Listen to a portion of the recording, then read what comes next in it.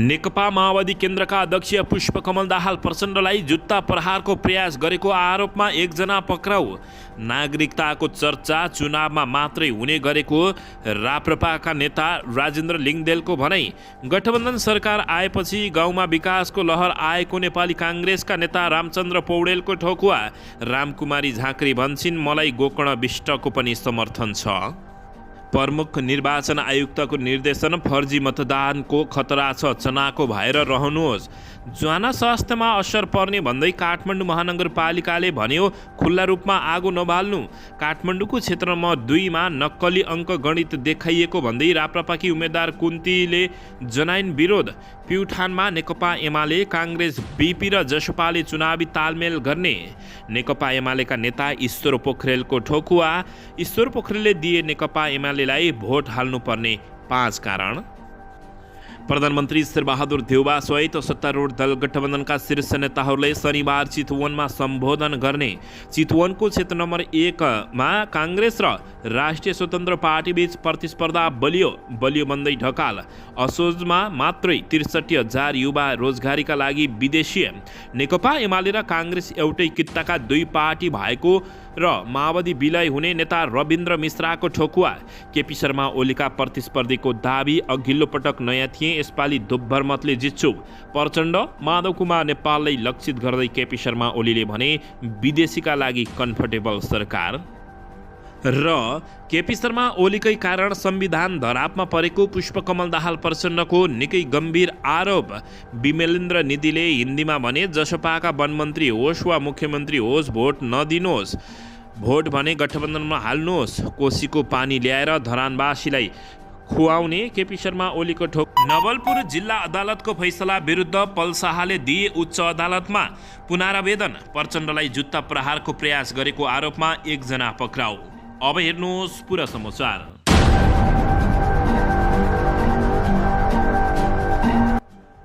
दर्शक महानुभावहरू नमस्कार। नेपाली न्युज टिभीको न्युज बुलेटिन खबरमा यहाँहरूलाई हार्दिक स्वागत छ। सदा झैं आज पनि तपाईँहरूमाझ देश तथा विदेशका महत्त्वपूर्ण समाचार अपडेटका साथ उपस्थित भइसकेका छौँ। दर्शक महानुभावहरू हामीलाई तपाईँहरूले कहाँदेखि हेर्दै हुनुहुन्छ नेपाल भए जिल्ला र ठाउँको नाम लेख्नुहोला। यदि विदेशमा हुनुहुन्छ भने आफू रहेको देशको नाम पनि लेख्न नभुल्नुहोला र हाम्रो च्यानल नेपाली न्युज टिभीलाई अहिलेसम्म पनि सब्स्क्राइब गरेर जोडिनु भएको छैन भने सब्स्क्राइब गरी जोडिनुहोला, साथै सँगै बेल आइकनलाई दबाउन पनि नभुल्नुहोला। आउनुहोस् दर्शक महानुभावहरू आजको विशेष खबरतर्फ लागौं। दर्शकबिन नेकपा माओवादी केन्द्रका अध्यक्ष पुष्पकमल दाहाल प्रचण्डलाई जुत्ता हान्न प्रयास गरेको आरोपमा एकजना पक्राउ परेका छन्। सुर्खेतमा नेकपा माओवादी केन्द्रका अध्यक्ष पुष्पकमल दाहाल प्रचण्डलाई जुत्ता प्रहार प्रयास गरेको आरोपमा एकजना पक्राउ परेका हुन्। माओवादी केन्द्रका अध्यक्ष प्रचण्डलाई जुत्ता हान्न खोज्ने चिङ्गाङ गाउँपालिकाका कमल खत्रीलाई प्रहरीले नियन्त्रणमा लिएको बताइएको छ। सुर्खेतका डीएसपी सुरज कार्कीले खत्रीलाई अभद्र व्यवहार गरेको आरोपमा गत मङ्गलबार पक्राउ गरिएको जानकारी दिएका छन्। तर उनले आरोपी खत्रीले अध्यक्ष प्रचण्डलाई जुत्ता प्रहारको प्रयास नगरेको दाबी समेत गरेका हुन्। प्रचण्ड सवार विमान उडिसकेको थियो, उहाँमाथि जुत्ता हान्ने प्रयास भएको छैन। डीएसपी कार्कीले भने खत्रीले रक्सी सेवन गरेर अशोभनीय व्यवहार देखाएका कारण पक्राउ गरेका हौँ, अन्यथा केही होइन भनेर उनले अभिव्यक्ति दिएका छन्। पक्राउ परेका खत्रीमाथि जिल्ला अदालत सुर्खेतबाट 5 दिनको म्याद थपेर अनुसन्धान भइरहेको प्रहरीले जानकारी दिएको छ। यता अध्यक्ष प्रचण्डमाथि चुनावी सभामा जुत्ता प्रहारको प्रयास गरिएको भन्ने समाचारको उनको सचिवालयले समेत खण्डन गरेको खबर प्राप्त भएको छ। दर्शकबिन यसैबीच आउनुहोस् अर्को समाचारतर्फ लागौं। नाबालिकामाथि यौन दुरुपयोग मुद्दामा नवलपुर जिल्ला अदालतबाट दोषी ठहर भएका अभिनेता पल्साहाले यस विरुद्ध उच्च अदालत पोखरामा पुनरावेदन गरेका छन्। जिल्ला अदालतको फैसला उल्टाएर सफाई दिनुपर्ने माग गर्दै शुक्रबार उच्च अदालतमा निवेदन दर्ता गराएको शाहका कानुन व्यवसायी कमल मोहन वाग्लेले जानकारी दिएका छन्। मुद्दाको दर्ता नम्बर 0079 CS 312 रहेको जानकारी प्राप्त भएको छ। नाबालिकामाथि बलात्कारको आरोप लागेका शाहलाई नवलपुर अदालतले बाल यौन दुरुपयोगमा दोषी ठहर गर्दै 2.5 वर्ष कैद, 25,000 रुपियाँ जरिमाना र पीडितलाई 10 लाख रुपियाँ क्षतिपूर्तिको फैसला सुनाएको थियो। सोही प्रकृतिको मुद्दामा तनहुँ जिल्ला अदालतमा भने शाहको मुद्दा विचाराधीन रहेको छ। दर्शक महानुभावहरू, अन्ततः नवलपुर जिल्ला अदालतको फैसला विरुद्ध पल शाहले उच्च अदालतमा पुनरावेदन दिएका हुन्। दर्शकबिन यसैबीच आउनुहोस् अर्को समाचारतर्फ लागौँ। नेकपा एमालेका वरिष्ठ उपाध्यक्ष ईश्वर पोखरेलले नेकपा एमालेलाई आगामी निर्वाचनमा भोट हाल्नुपर्ने 5 कारण पेश गरेका छन्। शुक्रबार बागमती स्तरीय सरकार कर्मीको भेलालाई सम्बोधन गर्दै समृद्ध नेपाल, खुसी नेपालीको आकांक्षा पूरा गर्नका लागि नेकपा एमालेले जित्नुपर्ने भन्दै 5 वटा आधार तयार गरेका छन्। पहिलोमा नेकपा एमाले राजनीतिक स्थायित्व चाहिन्छ। राजनीतिक स्थायित्व नभएसम्म देशमा विकास हुन सक्दैन। मुलुक सञ्चालनको बलियो पार्टी मात्र एमाले हो। देश सही दिशामा अगाडि बढाउन हामीले राजनीतिक स्थायित्वको लागि एमालेलाई जिताउनु पर्छ उनले भनेका छन्। दोस्रोमा राष्ट्रियताको रक्षा नेकपा एमाले गर्छ। नाकाबन्दी लगाएको बेलामा विरोध गर्नुका कुरामा होस् या अतिक्रमित भूमि फिर्ता गराउने कुरामा होस् वा अङ्गीकृत नागरिकता प्रदान गर्ने कुरामा होस्, नेकपा एमाले जहिले पनि सही अडान लिएमा उभिएको हुन्छ। गठबन्धनका तत्त्वहरू यस्ता विषयमा गलत कुरा गरेर लम्बाइरहेका छन्, तर नेकपा एमाले राष्ट्रिय हितको रक्षामा लडिरहेको उनले बताएका छन्। यसैबीच उनले तेस्रोमा अध्यक्ष केपी शर्मा ओली प्रधानमन्त्री हुँदा उहाँले भन्नुभयो, म भ्रष्टाचार गर्दिन, हुन पनि दिन्न। यो ख्यालमा चुनावको लागि बोलेको होइन। राष्ट्र प्रमुखले औपचारिक रूपमा यस्तो बोल्छ भने कसैले पनि कानुन विरुद्ध जाने दण्डको भागीदार हुन्छ भनेर दृढतापूर्वक बोल्नुभयो। यो सुशासनको पहिलो सुरुवात हो। यसमा एमाले भूमिका खेल्यो। गठबन्धनले राष्ट्रद्रोही ढङ्गले लागेको छ, देशद्रोहीका विरुद्ध बोलिरहेको छ। अरू त छाडौँ, न्यायालयको हालत उस्तै छ। सुशासन कायम राख्नका लागि एमाले चाहिने उनले बताएका छन्। यसैबीच आर्थिक विकास र समृद्धिको लागि एमाले चाहिन्छ। हिजो नाकाबन्दी लगाएको बेलामा जनताले दाउरा समेत तराजुमा जोखेर चलाउनु पर्ने अवस्था आयो। त्यस बेलामा हाम्रो नेताले भन्नुभयो, हामी हाम्रै देशमै ग्यास उत्पादन गर्छौँ। दैलेखको ग्यास उत्खनन गर्नका लागि चिनिया विशेषज्ञ टोलीलाई ल्याएर काम गर्नुभयो। त्यहाँ सकारात्मक परिणाममा पुगेका छौँ। राजमार्ग निर्माण, औद्योगिक क्षेत्र निर्माण, रणनीतिक सडक निर्माण, अस्पताल निर्माणको थालनी नेकपा एमाले गरेको उनले बताएका छन्।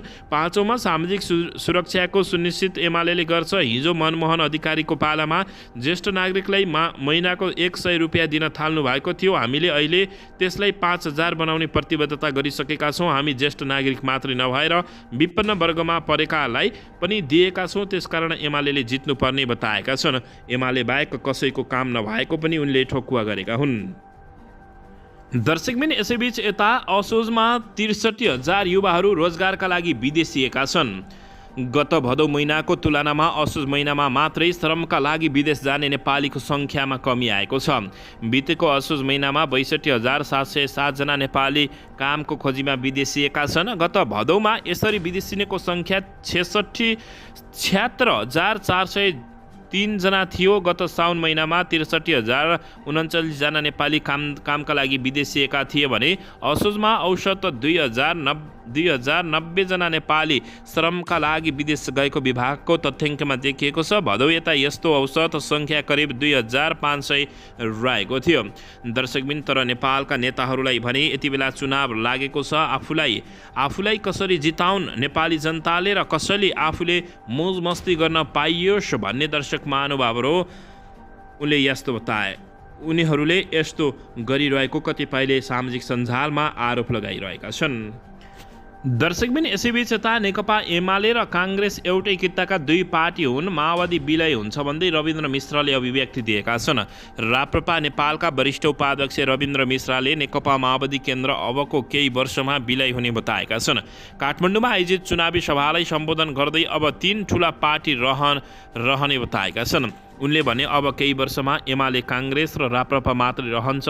माओवादी पेन्डुलिपी जस्तो आफै बिलाएर जान्छ या सानो रहन सक्छ, तर नेकपा एमाले र काङ्ग्रेस एउटै किताका 2 नाम भएका पार्टी मात्रै हुन्। यी दुवै पार्टीमा प्रचण्डीकरण भइसक्यो, त्यही बाटोमा हिँडेका छन् उनले बताएका छन्। यो देशको धर्म, सांस्कृतिक र स्वाभिमान जोगाउने पार्टी राप्रपा मात्रै भएको दाबी उनले गरेका छन्। उनले देश रूपान्तरणका लागि स्वतन्त्रहरूले समेत केही गर्न नसक्ने ठोकुवा गरेका छन्। उनले मत परिवर्तन गर्दा स्वतन्त्र नभएर राप्रपालाई मत दिन समेत आग्रह गरेका छन्। दर्शकबिन यसैबीच यता प्रचण्ड र माधव कुमार नेपाललाई लक्षित गर्दै केपी शर्मा ओलीले विदेशीका लागि कम्फर्टेबल सरकार बनाउन हिँडेको बताएका छन्। नेकपा एमालेका अध्यक्ष केपी शर्मा ओलीले आफूले कम्युनिस्ट आन्दोलनको रक्षाका लागि माओवादी केन्द्रसँग एकता गरे तापनि सफल हुन नसकेको बताउँदै धरानमा आयोजित चुनावी सभालाई सम्बोधन गर्दै उनले पुष्पकमल दाहाल प्रचण्ड र माधव कुमार नेपाललाई लक्षित गर्दै विदेशीका लागि कम्फर्टेबल सरकार बनाउन नेकपा एमाले सिद्धाउन खेल खेलिरहेको आरोप लगाएका छन्। कम्युनिस्ट आन्दोलनको रक्षाका लागि 2074 सालको निर्वाचनमा माओवादीसँग गठबन्धन र एकता गरेर अगाडि गएका थियौँ। त्यसले परिणाम पनि राम्रो आएको थियो। ओलीले भने देशका लागि नभएर विदेशीको लागि कम्फर्टेबल सरकार बनाउने नीति र उद्देश्यका साथ व्यक्तिहरू देखा परे। एउटा स्याल करायो भने अर्काले सुनायो भने आफू जस्तो अप्ठ्यारो ठाउँमा भए पनि कराउँछ। नेकपा एमाले भित्र पनि त्यस्तै स्यालहरू निस्किए। यता हेऱ्यो उता हेऱ्यो, सबै हुँ हुँ गर्न थाले, केपी शर्मा ओलीले बताएका छन्। दर्शकबिन लाइभ डिबेट गरौँ भन्दा सत्तारूढ दल गठबन्धनका नेताहरूको भागाभाग भएको अध्यक्ष केपी शर्मा ओलीले अभिव्यक्ति दिएका छन्। नेकपा एमालेका अध्यक्ष एवं पूर्व प्रधानमन्त्री केपी शर्मा ओलीले आफूले सार्वजनिक बहस लाइभ डिबेट गर्न आह्वान गर्दा सत्तारूढ दल गठबन्धनका नेताहरूको भागाभाग भएको बताएका हुन्। बिहिबार गिरिजा जिल्ला झापाको सुरुङ्गामा चुनावी सभालाई सम्बोधन गर्दै अध्यक्ष केपी शर्मा ओलीले गठबन्धनका नेताहरूसँग बहस गर्ने एजेन्डा नभएकाले लाइभ डिबेट नगरेको दाबी गरेका हुन्। उनले देशका लागि के गर्ने भनेर गठबन्धनका नेतासँग बहस गर्न आफू तयार रहेको बताउँदै देशका लागि के गर्ने भनेर गठबन्धनका नेतासँग बहस गर्न चाहन्छु। सार्वजनिक बहस गरौँ। नेकपा एमाले के गर्न चाहन्छ म भन्छु, गठबन्धन के गर्न चाहन्छ तपाईँहरू भन्नुहोस्, सँगै बसेर छलफल गरौँ भनेको उहाँहरूको भागाभाग भएको पूर्व प्रधानमन्त्री केपी शर्मा ओलीले बताएका छन्। बहस गर्न तयार हुनु भएन किनभने उहाँहरूसँग बहस गर्ने एजेन्डा नै छैन। उनले भने पूर्व प्रधानमन्त्री समेत रहेका ओलीले कार्तिक 1 गते प्रधानमन्त्री तथा नेपाली काङ्ग्रेसका सभापति शेरबहादुर देउवालाई लाइभ डिबेटमा आउन आग्रह गरेका थिए।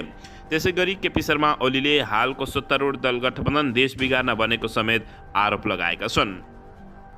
दर्शकबिन यसैबीच आउनुहोस् अर्को समाचारतर्फ लागौँ। नेकपा माओवादी केन्द्रका अध्यक्ष पुष्पकमल दाहाल प्रचण्डलाई पक्राउ गर्न माग गरिएको निवेदन सर्वोच्च अदालतद्वारा दर्ता गर्न अस्वीकार गरिएको छ। नेकपा माओवादी केन्द्रका अध्यक्ष पुष्पकमल दाहाल प्रचण्डलाई पक्राउ गर्न आग्रह गरिएकोमा सर्वोच्च अदालतले निवेदन अस्वीकार गरिदिएको हो।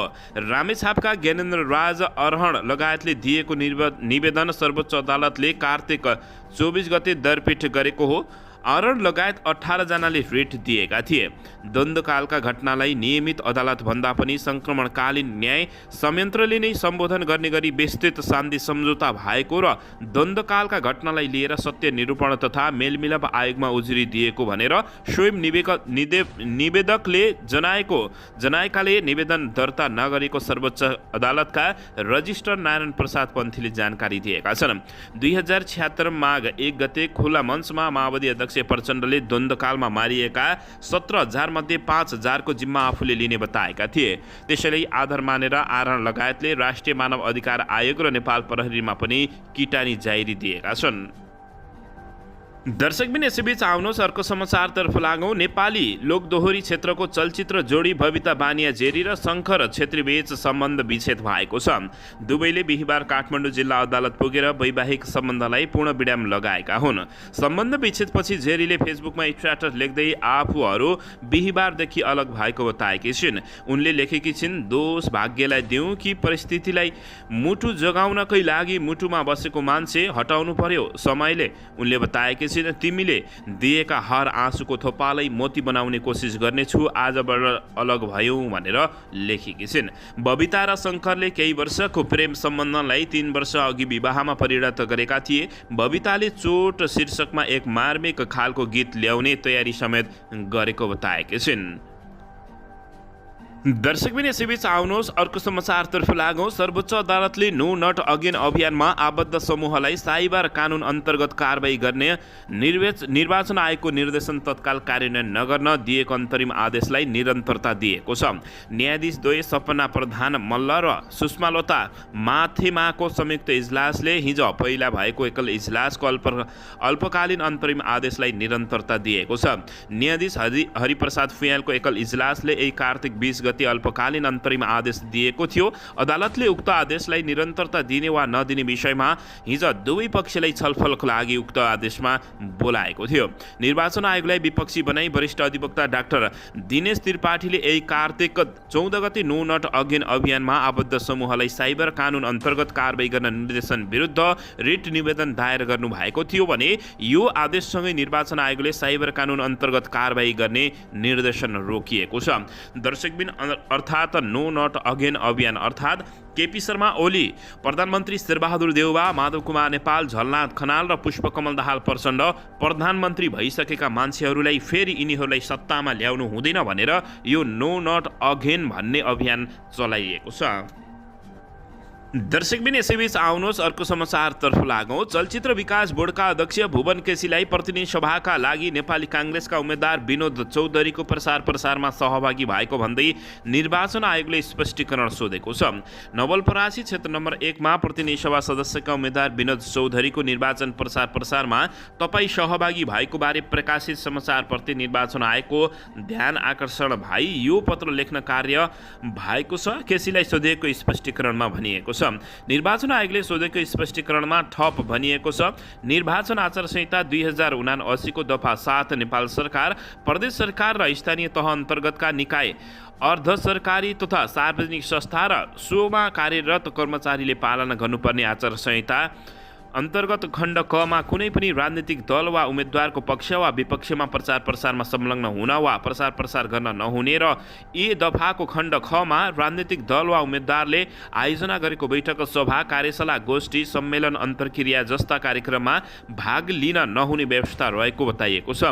उल्लेखित कानुनी व्यवस्थामा रहेको सम्बन्धमा तपाईँले कुनै दलका उम्मेद्वारको निर्वाचन प्रसारमा सहभागी हुने कार्य निर्वाचन आचार संहिता 2079 को प्रतिकूल हुने भएकाले देयका विषयमा स्पष्टीकरण पेश गर्नुहुन निर्णय समेत गर्न अनुरोध गरिएको बताइएको छ।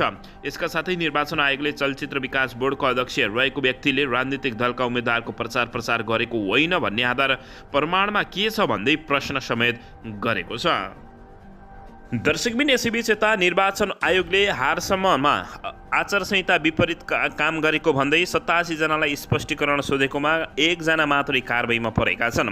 निर्वाचन आयोगले निर्वाचन आचार संहिता 2079 ले निर्धारण गरे विपरीतका गतिविधि गरेको उजुरीका आधारमा 87 जनालाई स्पष्टीकरण सोधेको छ।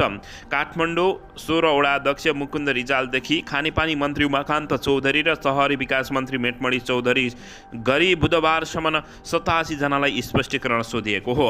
यसैगरी आयोगले श्रम, रोजगार तथा सामाजिक सुरक्षा मन्त्रालय अन्तर्गत मन्त्रालय, शहरी विकास मन्त्रालय, नेपाल प्रज्ञा प्रतिष्ठान, धिटोपत्र बोर्ड, बीमा समिति, जनस्वास्थ्य केन्द्रीय विभाग, तिर्बी, चिकित्सा शास्त्र अध्ययन संस्था भरतपुर लगायतका थुप्रै संस्था लगायतका व्यक्तिहरूलाई समेत दर्शक महानुभावहरू स्पष्टीकरण सोधेको छ। निर्वाचन आयोग ऐन 2073 को दफा 23 को उपदफा 2 अनुसार बुधबारसम्म 87 जनालाई स्पष्टीकरण सोधिएको निर्वाचन आयोगको कानुन शाखाका एक कर्मचारीले बताएका छन्। तीमध्ये 12 जनाको स्पष्टीकरणको जवाब चित्त बुझ्दो नआएको निर्वाचन आयोगको स्रोतले बताएको छ। बुधबारसम्म स्पष्टीकरण सोधिएका मध्ये 1 जनालाई मात्रै कारबाही गरिएको छ। सूचीमा आचार संहिता उल्लङ्घन गरेको उजुरीका आधारमा स्पष्टीकरणको पत्र काटेकोमा नेकपा माओवादी केन्द्रका अध्यक्ष पुष्पकमल दाहाल प्रचण्ड, एकीकृत समाजवादीका अध्यक्ष माधव कुमार नेपाल, नेपाली काङ्ग्रेसका महामन्त्री गगन कुमार थापा, नेकपा एमालेका सचिव योगेश कुमार भट्टराईदेखि अन्य दलका शीर्ष नेता, सरकारी कर्मचारी लगायतका रहेका छन्। दर्शक महानुभावहरू के यिनीहरूको उम्मेदवारी खारेज होला त? यो भने चासोको विषयका साथ हेरिएको छ। दर्शकबिन यसैबीच आउनुहोस् अर्को समाचारतर्फ लागौँ। डोटीको पूर्व चौकी गाउँपालिका 3 गैरी गाउँका भूकम्प पीडितले सरकारी तर्फबाट कुनै राहत प्राप्त गर्न नसकेको गुनासो रहेको छ। उनीहरू तरकारी उत्पादनका लागि निर्माण गरिएका पोलिस हाउसमा रात बिताउन बाध्य भएका छन्। भूकम्प पीडितलाई सरकारी क्षेत्रबाट प्रदान गरिने राहत नपुगेका कारण उनीहरू समस्यामा परेको बताएका हुन्।